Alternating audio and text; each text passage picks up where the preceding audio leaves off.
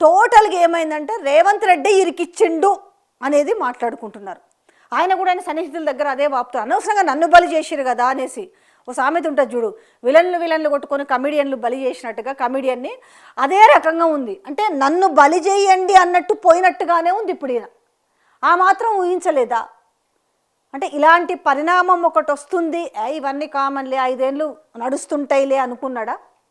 ఆయన మంచిగానకు MLA seat ఉండనే ఉండే, ఎమ్మెల్యే పదవి ఉండనే ఉండే, మంత్రి పదవి ఆ ఎమ్మెల్యేని పెట్టుకొని నాకు ఇవ్వండి మంత్రి పదవి ఇవ్వండి అనేసి దాని మీదనే ఆ కండిషన్ మీదనే లోబడి ఉంటే బాగుండేది కదా.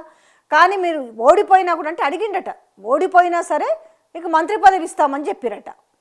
ఇప్పుడు మంత్రి పదవి పక్కన పెడితే అట్లా ఎంపీగా గెలవకపాయే, ఇట్లా ఉన్న ఎమ్మెల్యే పదవి కూడా పోతుండే. అంటే నిజంగానే ఈరోజు నమ్మించి మోసం చేసిండ్రు అని అనిపిస్తుంది.